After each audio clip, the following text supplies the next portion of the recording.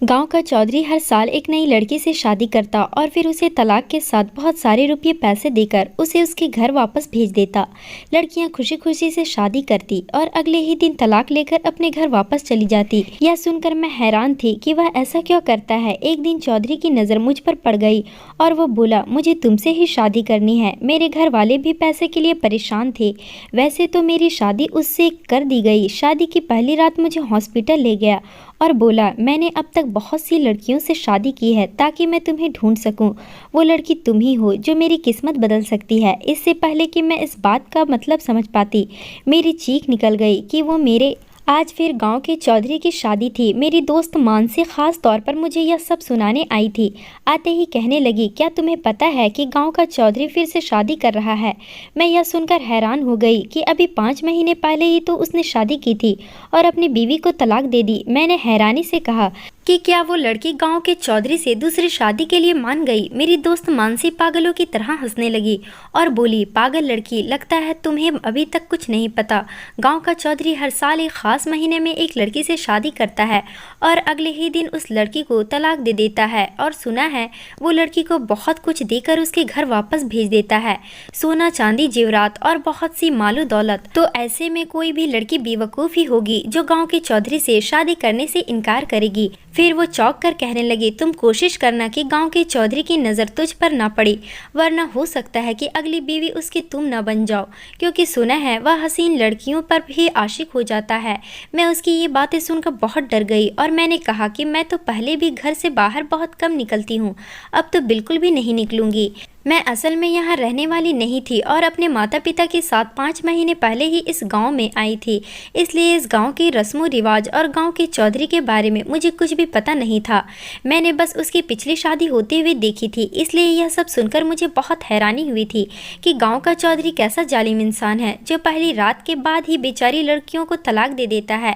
मानसी फिर शाम को आई और मुझसे कहने लगी कि चल गाँव के चौधरी की शादी देखने चलते हैं, पूरा गाँव आया हुआ है। मैं अपनी माँ से इजाज़त लेकर उसके साथ गांव के चौधरी की शादी देखने चली गई, लेकिन उसके किस्से सुनने के बाद मैं बहुत डर गई थी, इसलिए मैंने अपने मुंह को एक दुपट्टे से अच्छी तरह से ढक लिया था। मैंने अपनी माँ से इजाज़त ली और उसके साथ निकल पड़ी। माँ को भी शायद गाँव के चौधरी के बारे में ठीक से कुछ पता नहीं था, इसलिए उन्होंने मुझे जाने की इजाज़त दे दी। जब हम शादी पर पहुँच गए तो मैं धूमधाम देख कर दंग रह गई। मानसी कहने लगी, तुम देखना, कल सुबह यह लड़की भी बहुत से माल के साथ तलाक लेकर इसकी हवेली से निकल जाएगी। मैंने अफसोस से कहा, यह तो बेचारी लड़कियों पर बड़ा जुल्म करता है।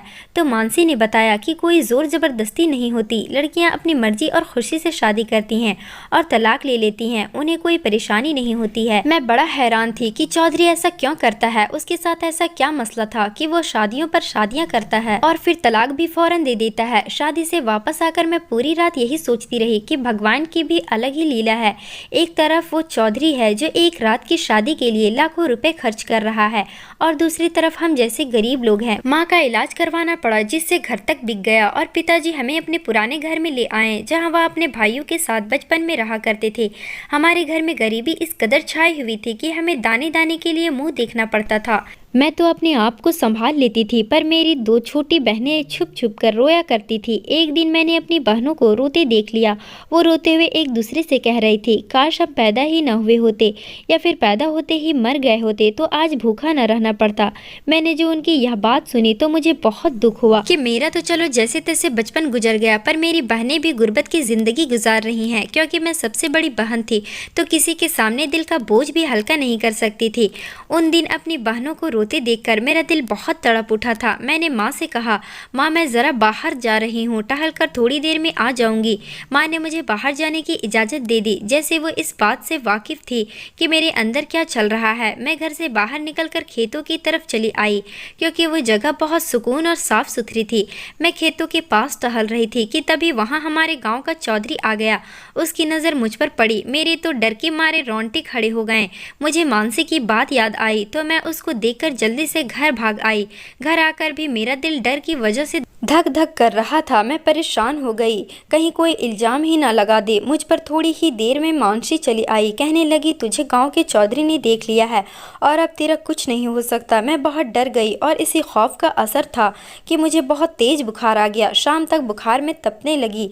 मेरी माँ मुझे खाना बनाने के लिए कह रही थी, मगर मेरे जिस्म में तो जैसे जान ही नहीं थी।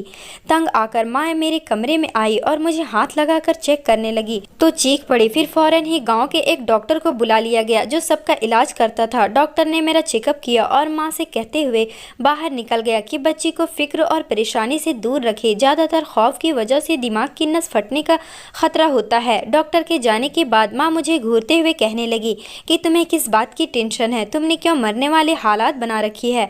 तब मैंने हिम्मत करते हुए माँ को बता दिया कि गाँव के चौधरी की नज़र मुझ पर पड़ गई है, जो हर साल नई लड़की से शादी करने के बाद अगले ही दिन उसे तलाक दे देता है। माँ मेरी बात को ना समझी और बोली, तुझे इतनी फिक्र क्यों हो रही है? तुमने कौन सी चोरी की है जो तुझे इतना डर लग रहा है? माँ की बात पर मेरा दिल किया मैं अपना सर पीट लूंगी। इससे पहले कि मैं माँ को कुछ समझाती, बाहर से दरवाजे को किसी ने जोर जोर से खटखटाना शुरू कर दिया। आवाज़ सुनकर मैंने अपना सांस रोक लिया। दरवाज़ा खोला गया तो बाहर गाँव का चौधरी अपने लोगों के साथ खड़ा था और उनके साथ ही मेरे पिताजी भी थे। उन्हें भी शायद वो साथ लेकर आ गए थे। पिताजी ने उनको बैठक में बिठाया और माँ से चाय बनाने को कहा, पर गांव के चौधरी चाय बनाने से मना कर दिया। आखिर वो अमीर इंसान था तो गरीबों के घर का चाय पानी कैसे पीता। उसने मेरी माँ को भी बैठक में बुला लिया और मेरा हाथ मांग लिया। जब उसने यह बात की तो माँ तो हक्का बक्का रह गई और उठकर उससे बोली, चौधरी जी हम गरीब ज़रूर हैं लेकिन बेगैरत नहीं हैं जो रुपये पैसे के लिए हम अपनी बेटी का सौदा कर दें। हम अपने कर्ज को उतार लेंगे पर अपनी बेटी को दागदार नहीं करेंगे। चौधरी बात करके चला गया था। अब माँ और पिताजी को फैसला करना था, बेटी की इज्जत या पैसा। मैंने जब यह बात अपनी बहन की जुबानी सुनी तो आसमान जैसे मेरे ऊपर गिर पड़ा। आखिर वही हुआ जिसका मुझे डर था। माँ ने तो साफ साफ चौधरी को जवाब दे दिया था, क्योंकि माँ ने अपनी बहन को जो जुबान दे रखी थी और इसी साल के आखिर में मेरी शादी होनी तय हो गई थी। मगर पिताजी कह रहे थे कि एक बार मुझसे बात कर ली जाए, फिर जैसा मैं कहूँगी वैसा ही होगा। मुझे पिताजी की बात पर गुस्सा तो बहुत आया कि क्या पिताजी को पता नहीं कि मेरी मंगनी हो चुकी है, फिर भी ये ऐसी बातें कर रहे हैं जो मैं मरकर भी पूरा नहीं कर सकती। पिताजी की राय पर माँ ने भी हामी भर ली और पिताजी को मुझसे बात करने की इजाज़त दे दी। पिताजी मेरे पास आए और कहना शुरू किया, देखो बेटी, हमारा कोई बेटा नहीं है जो हमारा सहारा बने, जो अपनी बहनों के ख्वाब पूरे करने में मेरी मदद करे। हमारे घर के हालात तुम्हारे सामने हैं। पिछले 15 सालों से हमारे ऊपर जो कर्जा है वही उतरने का नाम नहीं ले रहा है और फिर तुम्हारी छोटी बहनें भी अपनी बहुत सी ख्वाहिशों को अपने दिल में दबा लेती हैं। अगर तुम चौधरी जी से शादी के लिए हाँ कर दो और अगले ही दिन तलाक ले लो तो हमारे सारे मसले हल हो जाएंगे। और रही बात तुम्हारे मंगेतर की, तो वो भी कोई डॉक्टर इंजीनियर नहीं है जिससे तुम शादी करके एक बहुत अच्छी ज़िंदगी गुजारो, कि अगर वो तुमसे सच्चा प्यार करता है तो तुम्हारी मजबूरी और परेशानी को समझेगा। फैसला तुम्हारे हाथ में है, जैसा तुम कहोगी वैसा ही होगा। पिताजी मुझसे बात करके चले गए और मुझे कश्मकश में डालकर भी। मैंने सारी बातों को सोचा और फिर एक फ़ैसला किया। मैंने पिताजी से कहकर अपने मंगेतर रितेश को घर बुलाया ताकि उससे बातचीत करके फ़ैसला लें। अगले दिन रितेश हमारे घर पर आ गया। मैं उसे लेकर छत पर आ गई ताकि मैं आराम से और सुकून से उससे बातें कर सकूं। मैंने रितेश को पिताजी और गाँव के चौधरी की कई बातें बताई तो उसके चेहरे का रंग गुस्से से लाल हो गया। मैं उसके दिल के हाल को समझ रही थी, मगर मुझे एक चीज़ को समझना था, शादी के बाद मेरा और रितेश का फ्यूचर या फिर मुझे मेरी बहनों का और मेरे माँ बाप का सहारा बनना था। उसने मेरी बात सुनकर इनकार कर दिया और उठकर जाने लगा तो मैंने कहा, मैं पिताजी के फैसले पर राजी हूँ। रितेश गुस्से से मेरी तरफ पलटा और घूरती नज़रों से मुझे देखकर बोला, तुम्हारा दिमाग ख़राब हो गया है क्या? उसको सदमा लगा था और सदमे की वजह से उसकी आवाज़ ठीक से निकल नहीं पा रही थी। मैं सब जानते बूझते भी उससे नज़रें चुराने पर मजबूर थी। मैंने उससे कहा कि हाँ, दिमाग ख़राब हो गया है मेरा, क्योंकि मेरे माँ बाप का कोई बेटा नहीं है और मैं उसको कर्ज में डूबा हुआ नहीं देख सकती। और फिर एक ही दिन की तो बात है, हमारे सारे मसले हल हो जाएंगे और बगैर किसी फिक्र के हम दोनों एक हो जाएंगे। क्या तुम नहीं चाहते कि हमारी परेशानी ख़त्म हो जाए? या इतना ही प्यार था मुझसे जो मुझे समझ नहीं पा रहे हो? मेरी इमोशनल बातें सुनकर रितेश का दिल नरम पड़ गया और वो शादी के लिए मान गए। रितेश के जाने के बाद मैंने माँ से कहा, मैं शादी करने के लिए तैयार हूँ। यह मैंने किस तरह दिल पर पत्थर रखकर कहा था कि मैं ही जानती हूँ, पर मुझे इस जगह पर कमज़ोर नहीं पड़ना था, सो मैं नहीं पड़ी। और पिताजी ने चौधरी जी को जवाब भिजवा दिया। माँ ने जब यह बात सुनी वह अपना सर पीटने लगी और समझाने लगी, पर मैं फैसला कर चुकी थी, मुझे पीछे नहीं हटना था। माँ की तकलीफ का भी मुझे अंदाजा था, पर पिताजी का भी कोई कसूर नहीं था कि वो इस उम्र में भी कर्ज की टेंशन लेते लेते वक्त से पहले ही बूढ़े होते जा रहे थे। जब मैं अपने फैसले पर पक्की रही तो माँ ने भी चुप्पी साध ली और यूं 1 हफ्ते के अंदर ही मेरी शादी की तैयारियां हो गई और मैं लाल जोड़े में विदा होकर चौधरी के बंगले में आ गई। सारे दिन की थकी हारी में जब मुलायम गद्दे पर बैठी तो बैठने के साथ ही मुझे नींद आ गई और मैं बैठे बैठे कब सो गई पता ही नहीं चला। आंख तो मेरी तब खुली जब मैंने अपनी कलाई पर कुछ महसूस किया। खौफ की वजह से मेरे हलक सूख रहे थे। मैंने बहुत हिम्मत इकट्ठा करके उसको अपने ऊपर से हटाने के लिए आंखें खोली तो देखा मेरा पति मेरी कलाई पर उंगली फेर रहा है। फिर अचानक पता नहीं मेरे पति को क्या हुआ, उसने मेरी कलाई छोड़ दी और दूर जाकर खड़ा हो गया। फिर बोला, हमें अभी हॉस्पिटल चलना है, जल्दी उठो और अपने कपड़े बदल लो। मुझे उसकी बातें सुनकर उसके दिमागी हालात पर शक हुआ। मैं जाने से मना करना चाहती थी, पर पहले ही रात कुछ ऐसा नहीं करना चाहती थी जो वो मुझे तलाक ना देता। मैं कपड़े बदल कर उसके साथ गाड़ी में बैठ गई। फिर हम हॉस्पिटल पहुंचे तो वहां जाकर जो मैंने देखा उसे देखकर मैं अपने होशो हवास खो बैठी। मेरा पति डॉक्टर से बात करने के बाद कहने लगा, वो लड़की तुम ही थी जिसकी तलाश में मैंने आज तक कितनी शादियां की है। बस तुम्हें तलाक नहीं दूंगा, अब से तुम ही मेरी पत्नी बनकर रहोगी। मैं उसकी बात सुनकर बेहोश हो गई। वो मुझे गाड़ी में डालकर घर ले आया। घर आकर जब मुझे होश आया तो उसकी बातें याद करके मेरी रूह कांप गई। मैंने इधर उधर देखा मगर वो कहीं भी नहीं था। मेरा पति तो पता नहीं कहाँ चला गया था, मगर नौकरानियां मेरे आसपास ही थी। उन्होंने बताया कि आपके घर वाले आए थे, मगर मालिक ने उनको यह कहकर वापस भेज दिया कि अपनी बेटी से मिलने आप लोग जब मर्जी हो तब आओ। मुझे कोई ऐतराज नहीं, मगर मैं इसे तलाक नहीं दे रहा और मालिक ने आपके घर वालों को पैसे का भाड़ा, बैग और रहने के लिए घर दिया है। नौकरानी की बात सुनकर मेरा दिल रो पड़ा कि मेरे घर वालों ने मेरे साथ क्या किया। मैं अपनी ही नजरों में गिर गई थी। अब मैं उस चौधरी से किस मुंह से बहस करती जब मेरे ही घर वाले मुझे छोड़कर जा चुके थे। मुझे सबसे ज्यादा दुख रितेश के बारे में सोच सोच कर हो रहा था कि जब उसे पता चलेगा मेरी तलाक नहीं हुई तो वो मुझे बेवफा समझेगा और सोचेगा मैंने पैसों की चमक दमक देखकर तलाक लेने से इनकार कर दिया। ये सारी बातें सोच सोच कर मेरा दिमाग खराब हो रहा था। मुझे समझ नहीं आ रहा था आखिर मैं अपनी मर्जी से अपने गले में फंसा हुआ फंदा कैसे निकालूं। इससे पहले मैं रोना शुरू कर देती। मेरा पति कमरे में आया और मुझसे मेरा हालचाल पूछने लगा। मैंने उस झूठे इंसान को देखा तो मेरा खून खौल गया जिसने एक रात की बात करके शादी की थी और अब अपनी बात से मुकर रहा था।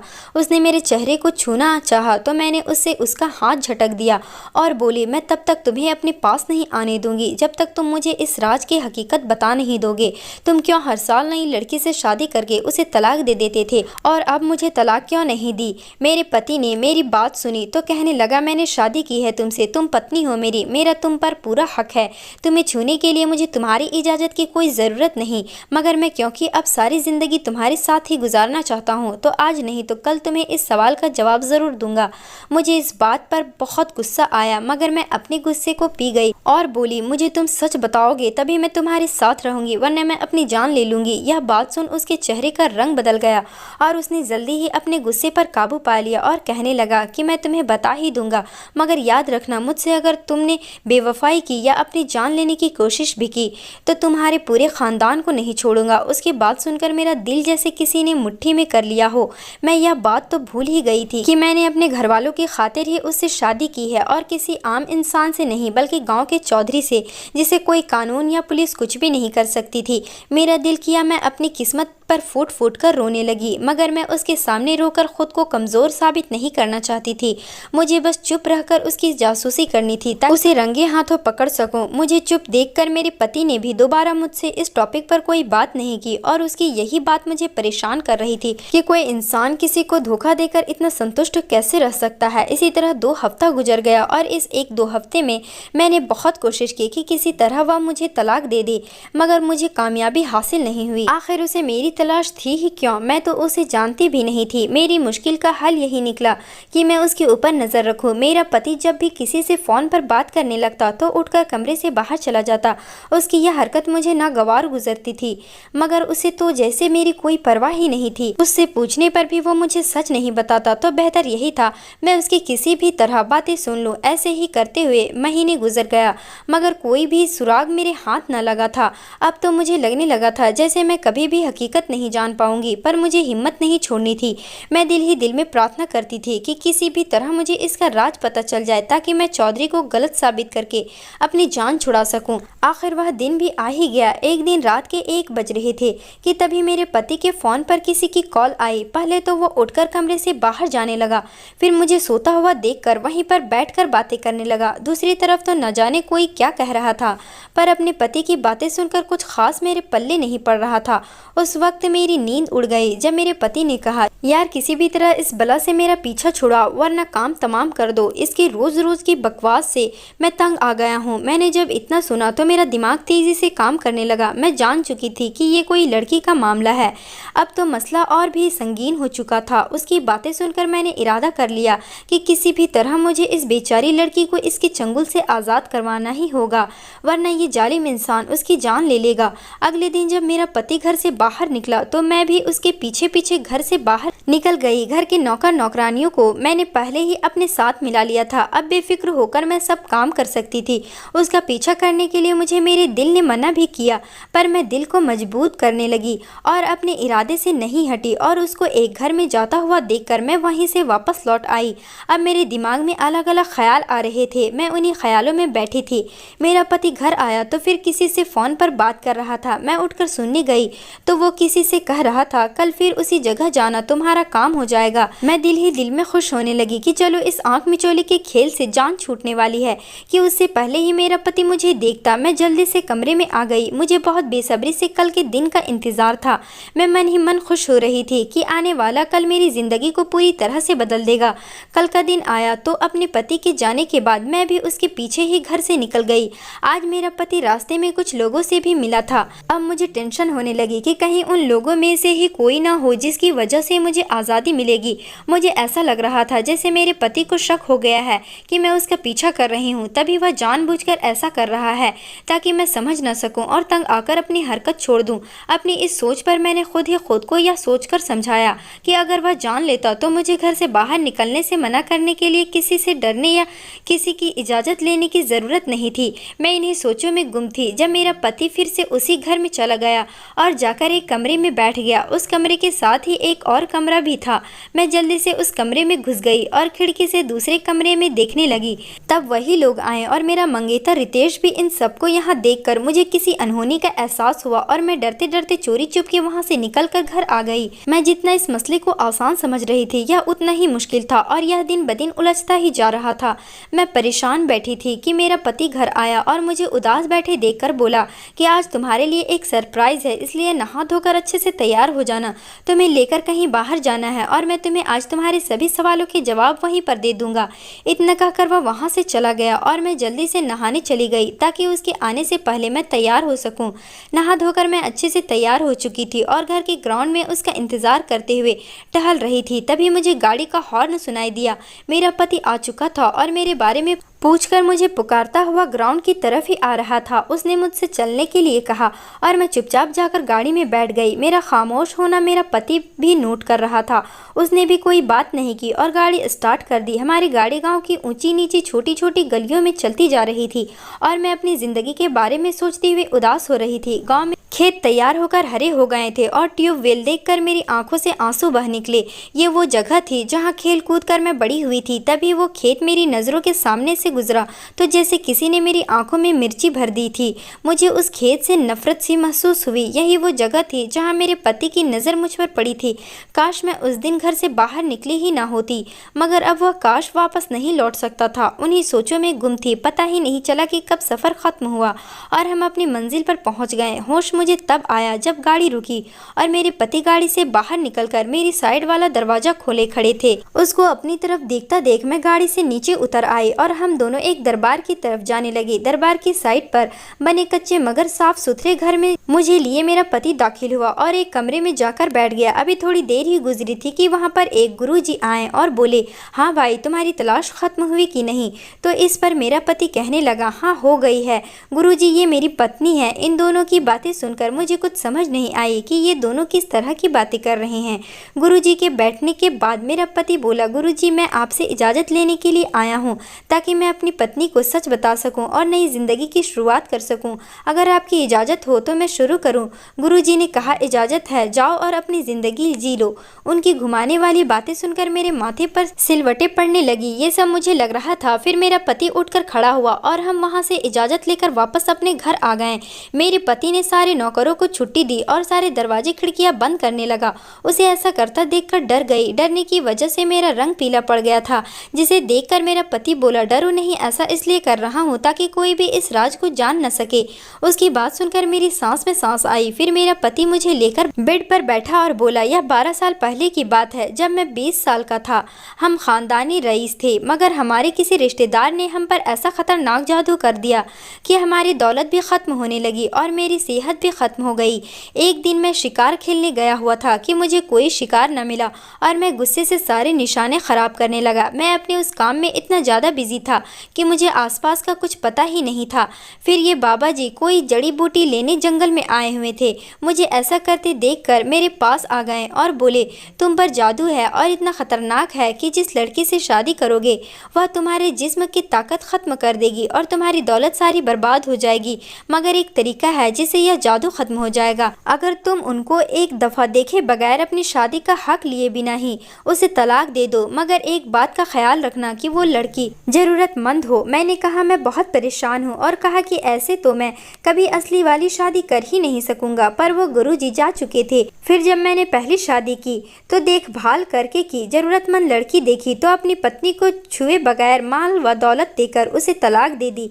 इससे मेरी दौलत में बहुत ज़्यादा बढ़ोतरी हो गई और जादू का जोर भी कुछ कम हो गया। और इसी तरह दूसरी शादी की तो मैं इलेक्शन जीत गया। फिर तीसरी, फिर इसी तरह करके मैंने 15 शादियाँ की और धीरे धीरे मुझ पर किया गया जादू खत्म हो गया। फिर मैंने सोचा, अगर ऐसे ही शादी करके मैं तलाक देता रहूँगा तो मैं अपना वारिस कैसे बनाऊँगा और इतनी जायदाद किसके लिए इकट्ठा कर रहा हूँ। फिर मैं उसी जगह पर गया और उस गुरुजी को तलाश करना चाहा, पर वो वहाँ पर नहीं मिले। मैं शादी करके और तलाक दे देकर तंग आ चुका था। अब मैं भी सुकून की जिंदगी चाहता था। मैंने दर दर की खाक छानी गुरुजी को तलाश करने के लिए ताकि मैं उनके पास पहुंच सकूं कि कब तक मैं तलाक देता रहूंगा और शादियां करता रहूंगा। कई महीने गुजरने के बाद जब मुझे गुरुजी के ठिकाने के बारे में पता चला, मैं जल्दी से वहां पहुंच गया। वहां पहुंचा तो जैसे बेजान सा होकर ज़मीन पर गिर गया। एक दिन आराम करने के बाद अगले दिन गुरुजी ने मुझे अपने पास बुलाया। मैंने गुरुजी से कहा कि गुरु, अब मैं थकने लगा हूं। मैं कब तक लोगों की बातें सुनता रहूंगा? मुझे बता दें, मुझे और कितनी शादियां करनी पड़ेगी और ताकि मैं एक ही दफ़ा सब करके चैन की ज़िंदगी गुजार सकूं। गुरुजी मेरी बात सुनकर मुस्कुराए और बोले, बेटा, तब तक तुम शादियाँ करते रहोगे, तलाक देते रहोगे जब तक तुम ऐसी लड़की नहीं मिल जाए जो तुम्हारे खानदान का वारिस पैदा करने वाली होगी। गुरुजी की बातें सुनकर मैं चला गया और बोला, उसकी कोई खास निशानी बता दे ताकि मैं अपने तलाश जारी रख सकूं। फिर गुरुजी ने कहा, उसे देखकर जो सबसे पहले तुम्हारे दिल में ख्याल आएगा वो ये होगा कि इसके बाद मैं किसी और लड़की से शादी नहीं करूंगा। यही थी जिसकी मुझे तलाश थी और जब मैंने तुम्हें देखा तो मेरे दिल ने यही कहा कि तुम ही वो लड़की हो जो मेरी पत्नी बनोगी। यूँ मैंने तुम्हारे घर रिश्ता भिजवाया और हमारी शादी हो गई। अपने पति की सारी बातें सुनकर भी कुछ था जो मुझे खटक रहा था, क्योंकि जब शादी की रात मेरा पति मुझे देखने के बाद हॉस्पिटल ले गया था तो वहां जाकर उसने कहा था जिसकी मुझे अब तक तलाश थी। कुछ देर चुप रहने के बाद मैंने यह बात भी पूछने का इरादा किया और कहा कि मैं कैसे यकीन कर लूं कि यही बात सच है, जबकि हर लड़की को शादी की रात तो तुम तलाक देते थे और मुझे लेकर हॉस्पिटल चले गए। यह हॉस्पिटल वाला क्या राज है और इसके कब तक पर्दा उठाने का इरादा है? मेरी बात सुनकर मेरा पति बोला, सारे राज आज ही जान लोगी, क्या कुछ तुम कल के लिए भी रहने दो। मगर मैंने सोचा अगर आज यह राज ना पूछ सकी तो शायद कभी न पूछ पाऊंगी, इसलिए आज ही पूछने का इरादा कर लिया।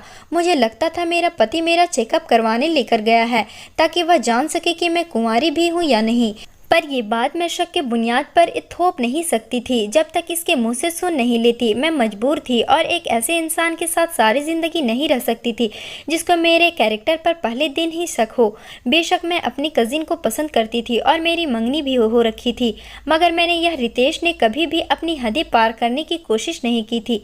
फिर कैसे मैं इतनी बड़ी बात बर्दाश्त कर लेती? अगर मैं शरीफ नहीं होती तो क्या मुझे भी अब तक तलाक मिल चुकी होती? ये बातें मेरे सर पर हथौड़े की तरह लग रही थी। एक तरफ मेरा पति था जो शादी की पहली रात मुझे हॉस्पिटल ले गया और दूसरी तरफ मेरा मंगेतर था जिसे मैंने अपनी मजबूरियों के आगे कुछ नहीं समझा था और शादी के लिए हाँ कर दी। यही बातें सोचकर मेरे आंसू बहने लगे। तब मेरे पति ने बड़ी नरमी से मेरे आंसू साफ किए और कहा, जानना चाहती हो वो राज क्या था? देखो अपनी बाएं कलाई पर जो निशान बना हुआ है वही है राज, जिसे मैं देखकर चौंक गया और तुम्हें लेकर हॉस्पिटल चला गया था कि पता चला सकूं यह असली है या मुझे ख्वाब लग रहा था, क्योंकि गुरुजी ने दूसरे दिन यह बताई थी कि उस लड़की की कलाई और कमर पर निशान होगा। इसलिए तो मैं हॉस्पिटल ले गया ताकि लेडी डॉक्टर देख ले और मुझे पता करना था कि तुम्हारी कमर पर निशान है भी या नहीं। जब इस डॉक्टर ने बताया कि तुम वही लड़की हो तो मैं खुश हो गया। मेरी शादी ऐसी लड़की से होना मेरे सब्र का फल था और जिन लड़कियों को मैं तलाक देता था वो सब की सब कुंवारी नहीं होती थी। बस मैं उनकी कलाई को देखता था और उन्हें तलाक दे देता था। अपने पति की बात सुनकर मैंने उसकी आंखों में देखा और वहां लिखी सच्चाई देखकर मैंने नई जिंदगी की शुरुआत करने का इरादा कर लिया। फिर मेरा पति बोला, एक बात तो तुमने पूछा ही नहीं। मैं सवालिया नजरों से उसकी तरफ देखने लगी। तब मेरा पति बोला, मैं जान चुका था तुम मेरा पीछा कर रही हो और मैं चाहता था तुम वो सब अपनी आंखों से देख लो, मगर तुम सब देखे बगैर ही वहां से वापस आ गई। तुम्हारे मंगेतर रितेश ने रकम ली थी। उसका कहना था कि अगर तुम मुझे पैसे नहीं दोगे तो मैं नीलम का पीछा कभी भी नहीं छोड़ूंगा। तुम जिसकी मोहब्बत के दावे करती थी वो तो लालची निकला। मैंने उसे पैसे दिए और उसने तुम्हारी मोहब्बत उन पैसों के आगे मुझे बेच दी। अगर मैं उसे पैसे न देता तो वो तुम्हें बार बार परेशान करके वापस अपनी तरफ करने की धमकी दे रहा था। मैं चाहता तो उसे उसका बहुत अच्छा जवाब दे सकता था, मगर अपने माँ बाप का एकलौता बेटा समझकर मैंने उसे माफ कर दिया। अब यह सब सुनकर मैं अपनी किस्मत पर शुक्र भेजने लगी कि मुझे मेरी किस्मत ने रितेश जैसे लालची इंसान से बचा लिया और चौधरी जी जैसे शरीफ इंसान की पत्नी बना दिया। मुझे अपना पति दुनिया के सारे मर्दों से अच्छा लग रहा था, क्योंकि उसने ही मेरे माँ बाप को रहने को अच्छा घर और रुपया पैसा दिया था। उसके साथ अपनी ज़िंदगी गुजारने में कुछ बुराई नहीं थी। मैं अपने नसीब पर राजी थी और अपने पति के साथ खुश थी। कुछ ही दिनों के बाद मेरी दूसरी बहनों की भी अच्छी जगह शादियाँ हो गई थी और मैं भी अपने बच्चों और पति के साथ खुशहाल ज़िंदगी गुजार रही थी। बात रितेश की थी तो उसे तो मैं भुला चुकी थी। अब हमारी ज़िंदगी में सुकून ही सुकून था। शायद कुदरत ने हमें ऐसे ही मिलाना था। पर आज उस फैसले पर मैं बहुत खुश थी, क्योंकि उसे एक फैसले ने मेरी और मेरे पूरे परिवार की ज़िंदगी बदल दी। दोस्तों, उम्मीद करती हूँ आपको हमारी कहानी पसंद आई होगी। कहानी पसंद आई है तो वीडियो को लाइक करें, चैनल पर नए हैं तो चैनल को सब्सक्राइब करें। मिलते हैं अगली कहानी में।